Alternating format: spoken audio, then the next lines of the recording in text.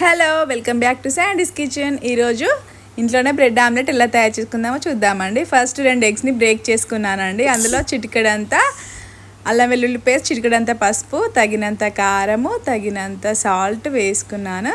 Next ధనియా powder వేసుకున్నాను, చిటికెడంతా జీలకర్ర వేసుకున్నానండి. దీన్ని మంచిగా మనం ఉండలేకుండా ఎగ్ అంతా కలిసేలా బీట్ చేసుకోవాలి అండి. ఇలా బీట్ చేసుకున్న తర్వాత ఎగ్ ప్యాన్ ఉంటుంది కదా అండి, అది వేడేంత ఆయిల్ వేసుకొని దానిలో మనం ఇది బీట్ చేసుకున్న ఎగ్ని అంతా పోసుకొని మంచిగా స్ప్రెడ్ చేసుకోవాలండి. ఇలా చేసుకున్న తర్వాత బ్రెడ్ ఉంటుంది కదా అండి, ఆ బ్రెడ్ని ఆమ్లెట్ పైన వేసి మళ్ళీ ఇలా అన్న తర్వాత నెక్స్ట్ టర్న్ చేసుకొని ఇలా స్ప్రెడ్ చేసుకోవాలి అండి. చేసుకున్న తర్వాత చూడండి, మనకి ఆమ్లెట్ అనేది లో ఫ్లేమ్లోనే పెట్టుకోవాలండి, లేకుంటే మారుతుంది. చూడండి, ఇప్పుడు మనం ఇలా తీసినప్పుడు నిదానంగా తీయాలండి, లేకుంటే ఆమ్లెట్ అనేది బ్రేక్ అయ్యే ఛాన్సెస్ ఉంటుంది.